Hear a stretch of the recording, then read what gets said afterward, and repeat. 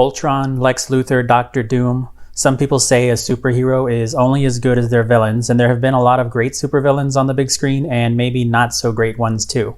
Welcome to We Understood That Reference, where on today's episode, we'll be talking about what makes a good supervillain.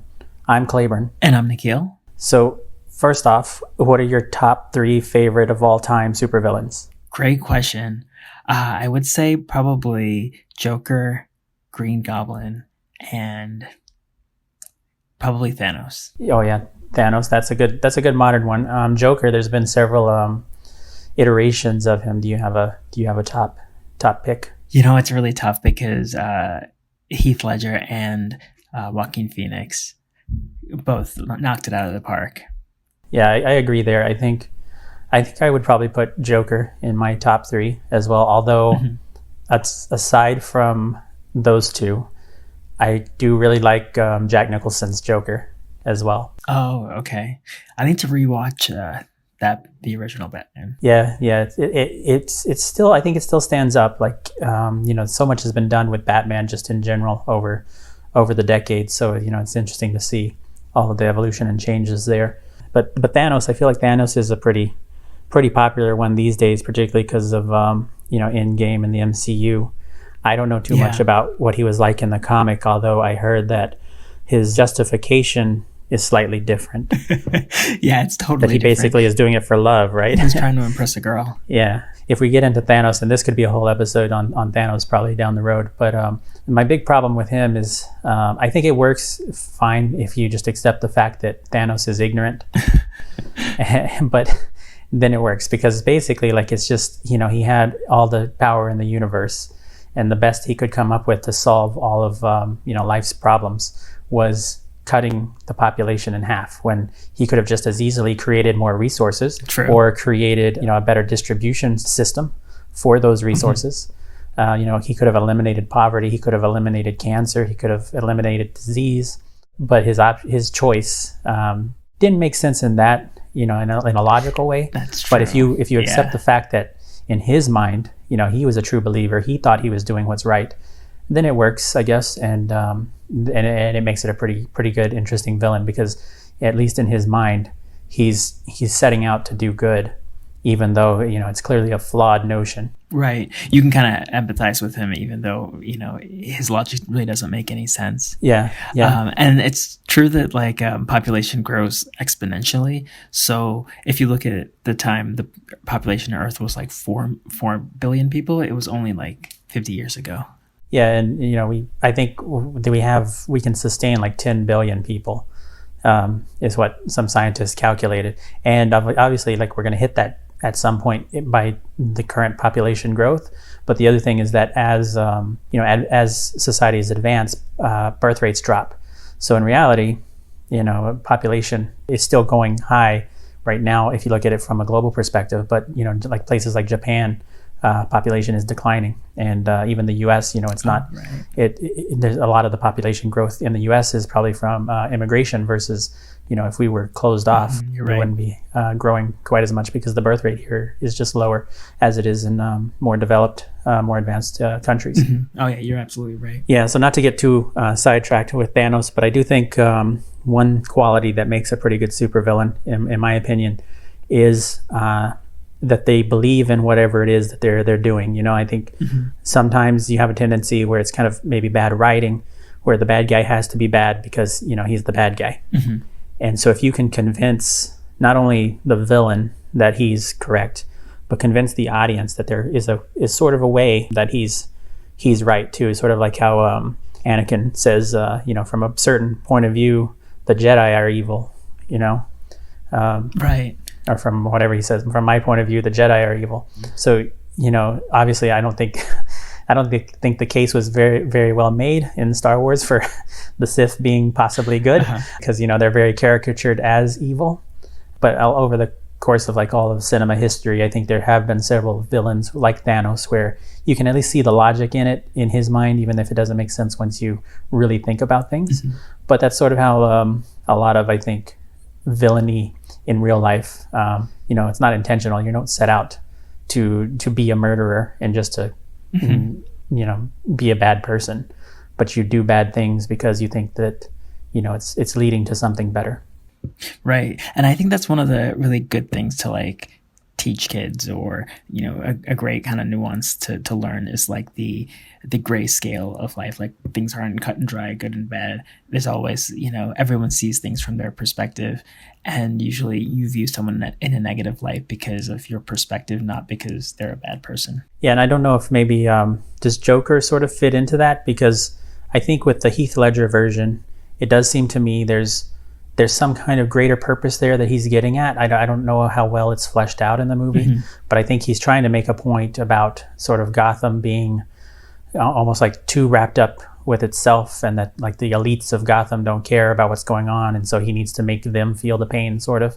It's sort of like, right. Let everybody slip into chaos, and then maybe somebody will do something about the problems in the world instead of just kind of brushing them under the rug.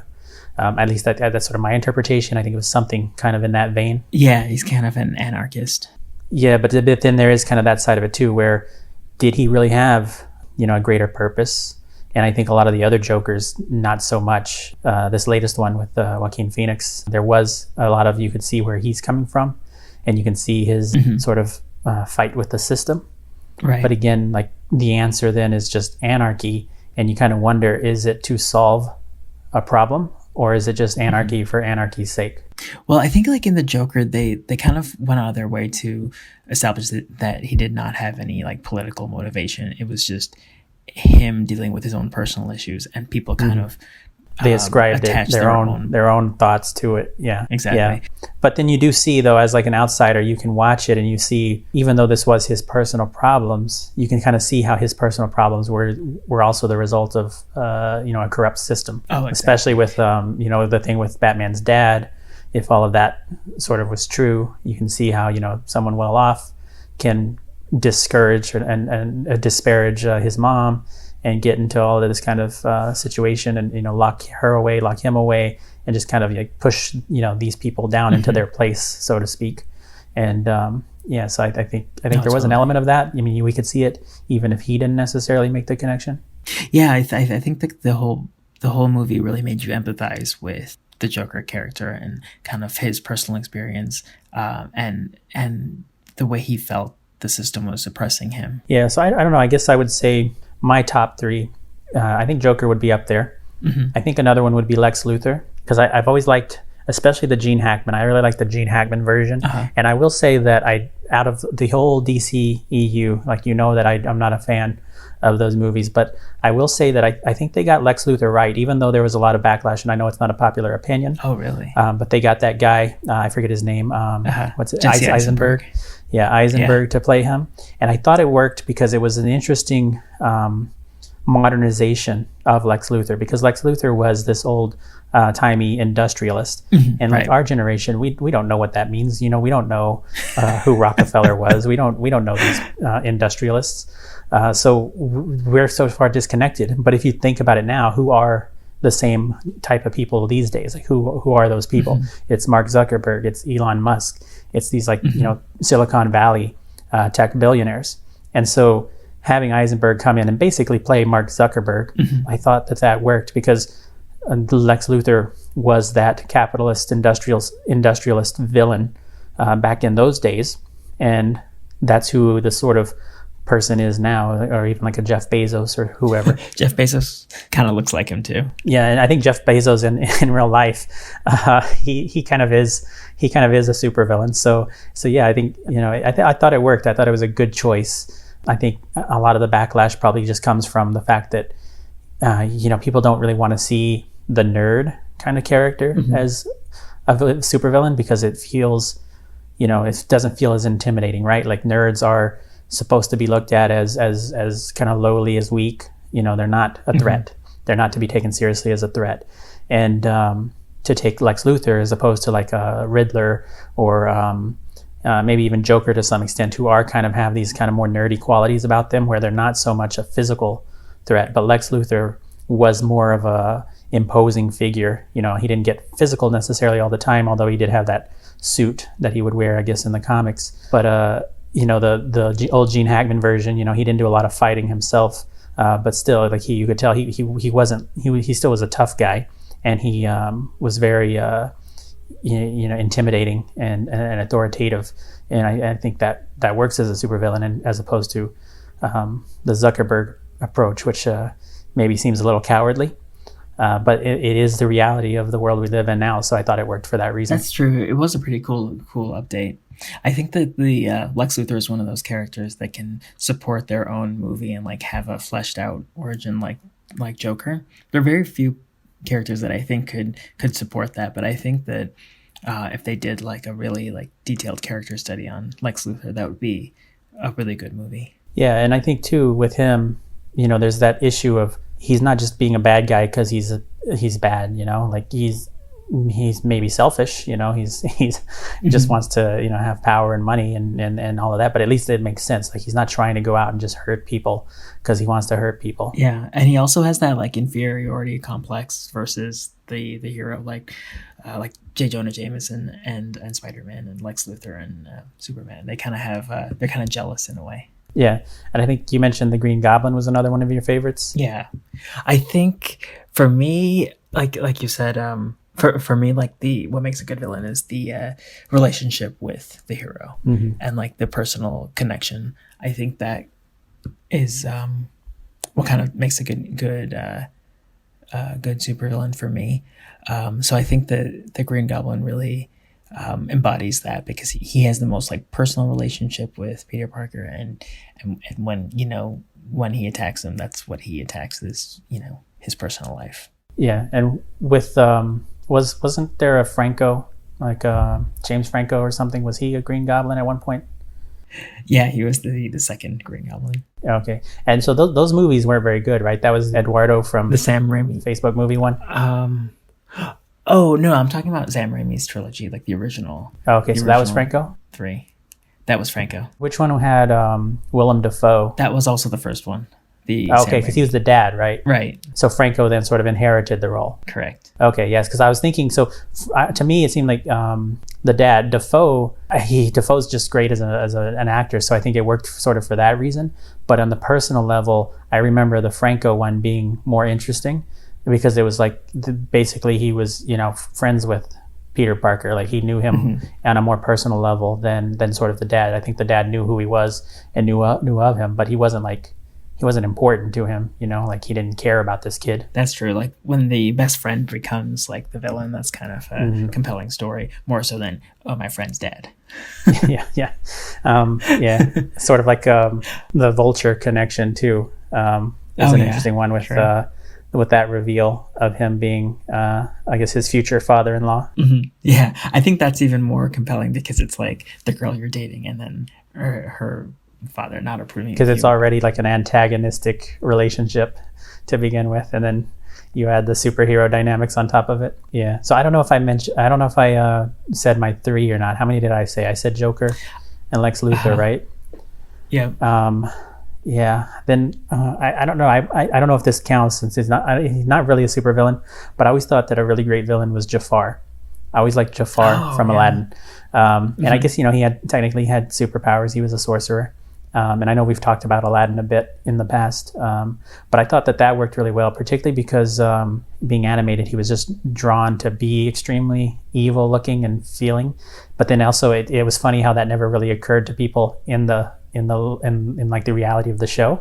Like nobody ever looked at Jafar and was like, well, you're clearly evil. You have the evil goatee and everything. The mascara. And then also the sidekick. Like I think that's what also makes a great villain. Sort of like how superheroes have their sidekicks as well. But I feel like the sidekick to a superhero is less important, really. Whereas the supervillain, like they really need that kind of right-hand man, that henchman character. Oh yeah. And I thought like Iago, that bird, was just such a great counterpart to Jafar as well. That's true. You need someone to like banter off of, have that like someone for them to talk to, and also like if they're a comedy relief, that also helps sometimes. Yeah, I don't know if I haven't mentioned any MCU villains, and I guess because you said Thanos, and I think Thanos seems like the obvious one, but I will say that in terms of maybe worst villain, Ultron comes to mind for me. I don't know where do you feel on that? Yeah, I'm not a big fan of Ultron, mostly because the mouth moves, and why would the mouth move? I also just didn't like. And this is, I guess, my problem. The MCU's been great. If it's fine, like we enjoy it. There's nothing really terrible about the MCU, really, but there's a lot of things that they could do better. And I think one of the most glaring issues is their problem of just kind of fighting faceless bad guys for the climactic scenes. Oh yeah. And at least Thanos, like he was kind of always this looming figure, which I think helped. Oh, true. Ultron, when you finally do come to fight Ultron, it's just a bunch of versions of him flying around as robots, I guess, and you're just punching these robots. Whenever Loki came into the sky, he just released a bunch of random aliens and you're punching them. And even Thanos, whenever Thanos comes at the end, he's got his like army of these other evil aliens, I guess, and everyone's just shooting and punching them. That's true. And so like that's the thing I hate most about the MCU. And so for me so far, the MCU, I would say that the best villain that we've seen is Mysterio. That's his name? Oh, Mysterio? Really? Yeah. Guy played by who played him? Jake Gyllenhaal. Jake Gyllenhaal, yeah, Gyllenhaal. Yeah, because I loved how they portrayed him as like you didn't know where they were going with him. Like obviously, I guess if you're familiar with the comics and you know Mysterio is the bad guy, right? So you sort of can figure out where it's heading. But I think if you forget that, if you don't know that that's the way they're going, it's really interesting to see this character who essentially is being built up as the good guy, and he has this close relationship then with Peter Parker, and he's looking up to him as Spider-Man. He's looking up to him as a superhero. I thought that was a really great angle to take, and then having that like rug pulled out from under the the main characters there, and he's the actual villain. And then also too, what was I think another interesting approach to it. Again, I'm not that familiar with the comic book Mysterio, but in this version of him, he's a whole team of people. Like Jake Gyllenhaal, I guess, is the representation and maybe kind of the lead of it all.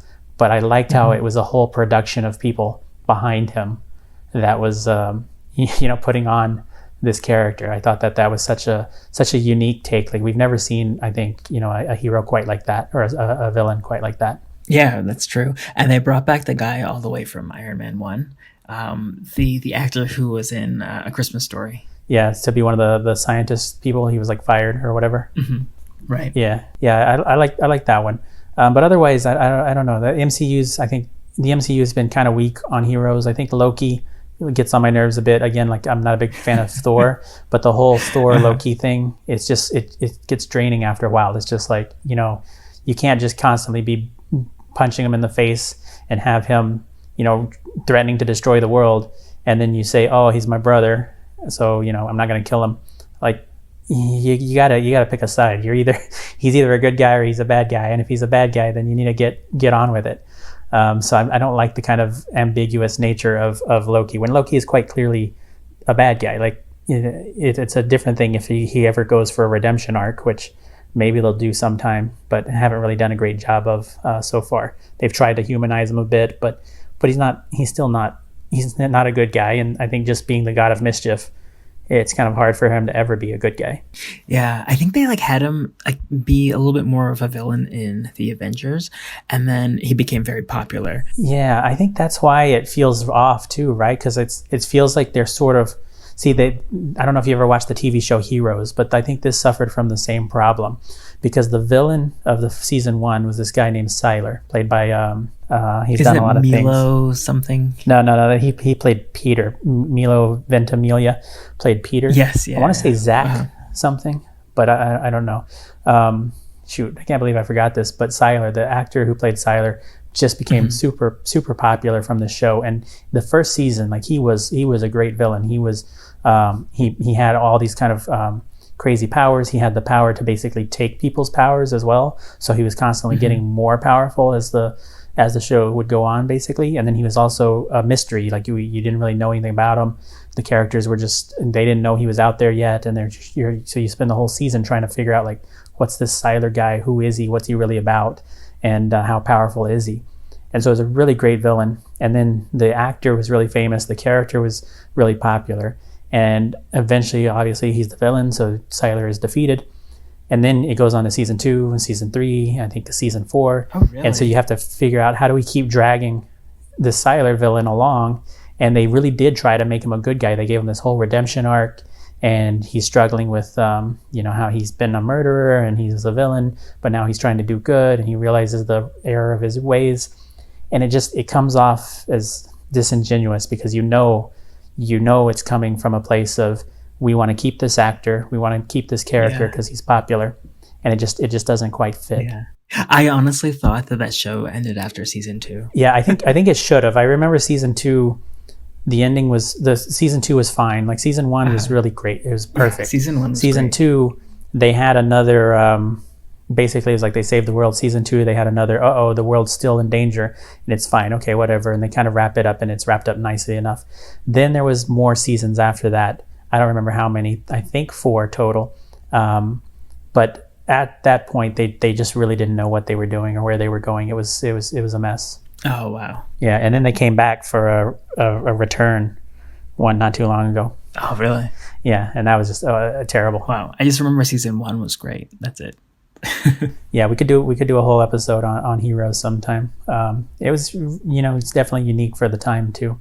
It was before a lot of the superhero craze. That's true. I guess that was sort of taking off, getting popular, but nothing really in that vein of a kind of like everyday people being superheroes like that.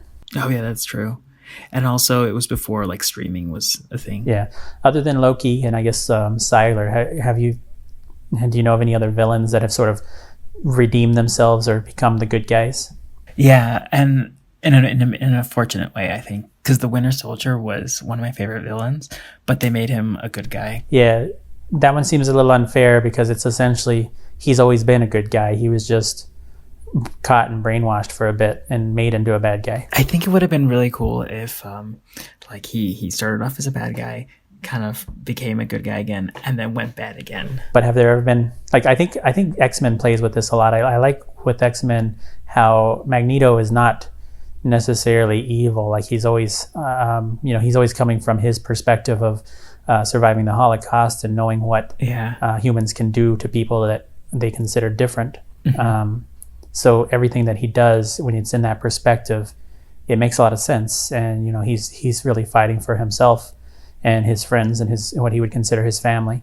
Yeah, that's true. So that's always been an interesting supervillain to me. And then the dynamic, of course, with him and Charles has been great. Plus elevated by the fact, those two actors in the movies are amazing. Even the young ones as well. But definitely the older versions of themselves. Yeah, that's true. That's one of the things that all those movies got right, was the dynamic between those two characters. Yeah, but then of course, with other X-Men villains, I don't know. Magneto's obviously like the big one, but there's, I guess, other villains in there, and they probably range from being sophisticated to maybe kind of laughable and evil, right? True. I think a lot of them kind of fell flat in the movies, especially like the Juggernaut, who's supposed to be like a big villain. It's kind of a joke in the movie. I liked Days of Future Past, but I can't even remember who the villain was actually right now. Is that the Apocalypse one? No, it's the one before that. So was that the one where they weren't in the tomb or whatever, holding off, and then No, it's the one where they go back in time. Okay, Days of Future Past was the first one where they introduce the young people. Is that? No, that's First Class. Okay, yeah, that makes sense. First Class. They should have named the second one Second Class, I guess. Yeah, I don't know. There's been the X-Men are so hard to keep track of now with all the different timelines and what's going on and different actors playing everyone. So I don't know what's going on there. But Days of Future Past. So who do you think might have been the villain? I think it may have been like Mystique in the past, because it's like they want to stop. That's the one where they go back in time, and they have to stop someone from getting assassinated. Yeah, I guess Mystique's a good character where they sort of transitioned her again because of the popularity of the actress, probably. Yeah, that was the 100% the reason. She really works better as a villain. So I don't think I've liked seeing her much as kind of walking that middle line of she wants to be a good guy. She's always seemed better when she's a lot more antagonistic, a bit sadistic. Because whereas like Magneto, I think he's a lot more of a philosopher, really. Like he's leading the people into what he thinks is going to be a better world, and she's like this soldier that sort of falls in line with him, but she's like a true believer and kind of takes it to the extreme where she seems it works really well when she's playing it up like that, where she's 100% in on just basically killing humans because screw humans.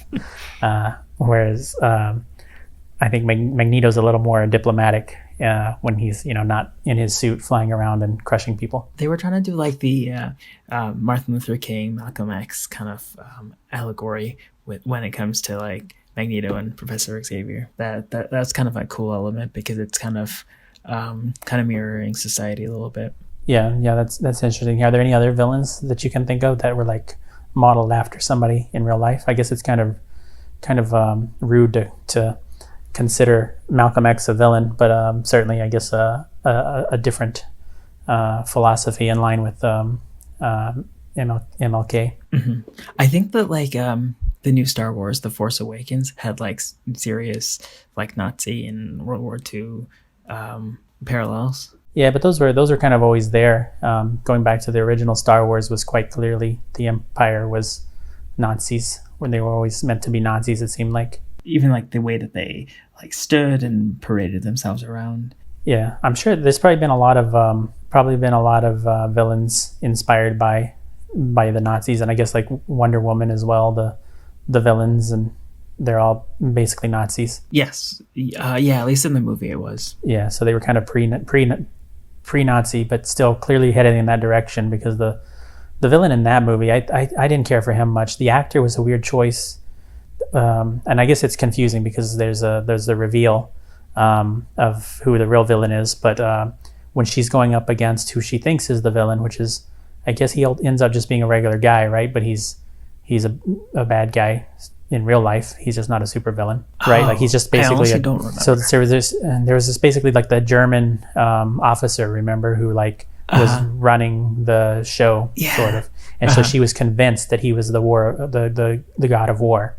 And so she was trying to kill him all the time and going after him. And it turns out, nope, he was just, a normal bad human. I guess there was some indication that he was perhaps manipulated by the real God of War, because that's what the God of War has done, is basically manipulated humans into fighting each other. Mm-hmm. But yeah, that one was partly because of the reveal and all of that. I think that kind of muddied the waters and made some confusion there. But also just, I don't know, that German the actor playing that German character could have been a lot better, I think.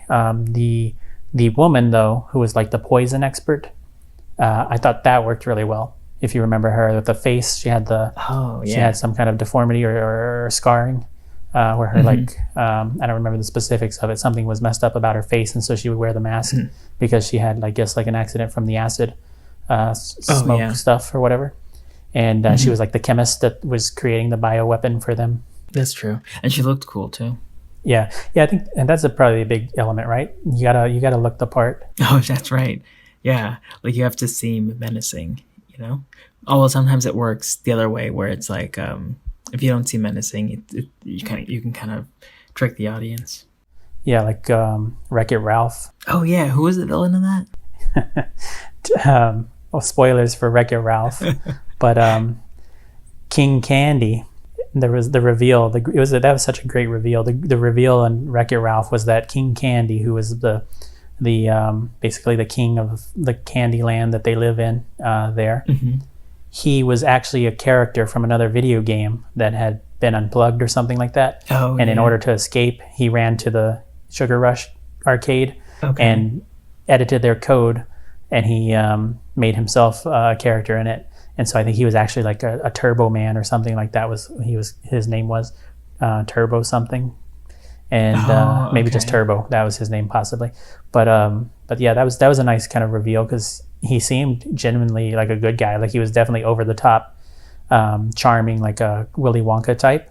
But it was a candy land, so you expect that kind of behavior. So there was nothing too suspicious about it, just because that's what this whole world has been about, is just all these crazy candy puns and everything. Yeah, interesting. Yeah, I think you and I saw that together, didn't we? Wreck-It Ralph, or maybe the second one. The second one, I think we probably would have, because that was fairly recent. Wreck-It Ralph was quite some time ago, I think. Oh, okay, maybe it's the sequel I'm thinking about. Yeah, the sequel, I don't know. I don't really remember if it had a villain. Are there any other movies, superhero movies in particular, where like there haven't really been a villain. Civil War kind of didn't really have a villain. Captain America Civil War. It was kind of Captain America versus Iron Man. That was kind of cool. Yeah. So they were kind of each other's villains. Yeah. You had Baron Zemo, but he was kind of in the background. You know, he wasn't like a big force in the movie. Didn't take up too much screen time. Which I really liked. I thought that was really cool. That's still one of my favorites of the entire MCU. Who else didn't really have a villain? Or like a big villain. I think even in like an Iron Man 3, like you had the Mandarin and the fake Mandarin, but I think the real villain in that story was like Tony's PTSD, and in that one it's just Iron Man versus anxiety. Yeah, and I wonder if maybe they kind of mess up by pushing a villain into a story where maybe they don't really need one. Yeah, well, I think you kind of need one to sell the movie. Yeah, I guess that's kind of the problem, but that's what I'm saying is like you could end up having a pretty good movie, kind of like Joker in a way, where like Joker, obviously Joker is the villain, but when he's the star of the movie, he can't be his own villain. He's now the protagonist, right? And so like Joker never really had a villain. Like he had Robert De Niro's character, who never even knew who he was, who was sort of he had this kind of strange relationship with. He had obviously Batman's dad, who he had in his mind this kind of relationship with, and they had this little antagonistic moment. But in terms of there being an actual villain, there wasn't one. And, you could have just as easily switched it, and this could have been a movie about Iron Man or something like that, and just his struggles with, just living in society and trying to get where he wants to be. And I'm surprised that we haven't really seen a lot of that from superheroes, particularly the MCU, since it's gone on so long, that they could really devote, one of these standalone solo movies to more of a character exploration in the vein of something like Joker. Yeah, I'd really like to see that.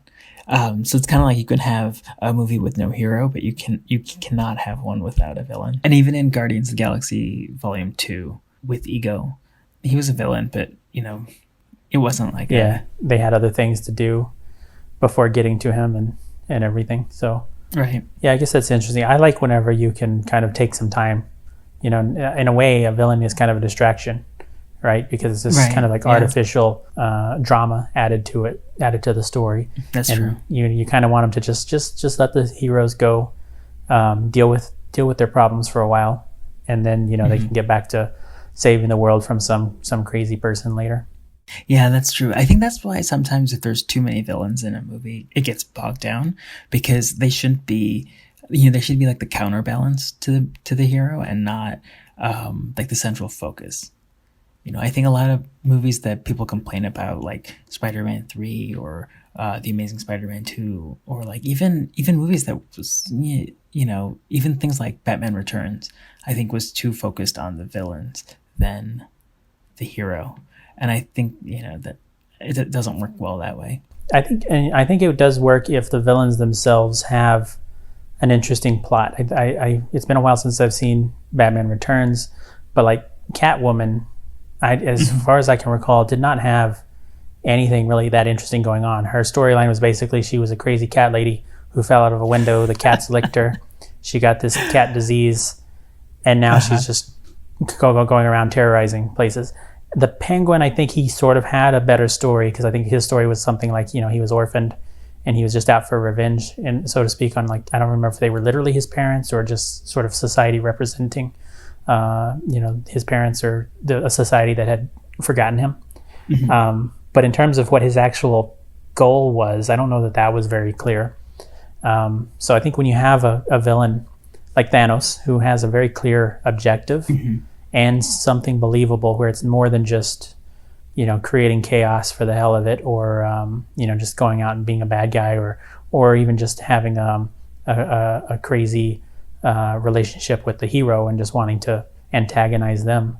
When you have a hero that has a clear objective, something that they believe in, that at least in their mind makes sense and is for a greater good. Oh, I totally agree. Then I think it works really well. And I guess it's hard to have when you have lots of villains. Like, they can't all have clear objectives with a good goal. True. Yeah, they need to have that like clear motivation that you can kind of empathize with and understand. Yeah. Speaking of clear motivation, then what the hell was Dr. Doom doing? Did you watch the latest Fantastic Yeah, Four I think thing, you and I right? saw it together. So well, that was a weird one. And Doctor Doom, from everything else, seems like I don't know if I've ever seen on screen a good Doctor Doom.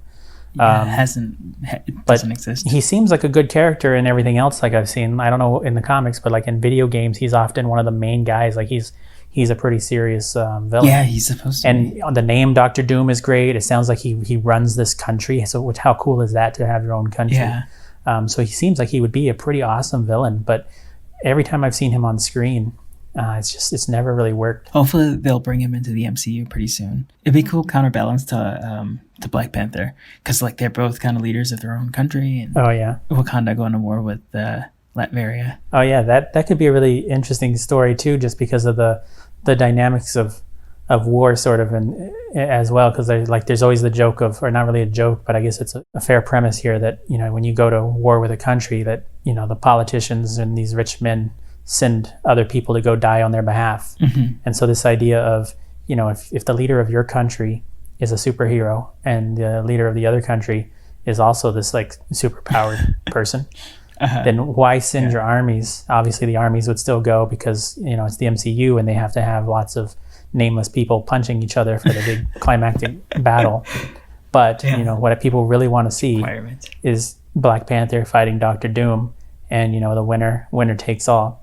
So that could be cool. a pretty interesting movie, I think. I've heard a similar thing is like the rumor, but it's going to be Namor and Atlantis instead of Doctor Doom.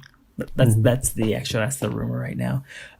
Actually, in Endgame, they had that scene where there was like an underground, there was an earthquake in the ocean. If you remember at the beginning of Endgame, when all those guys are checking in with Black Widow.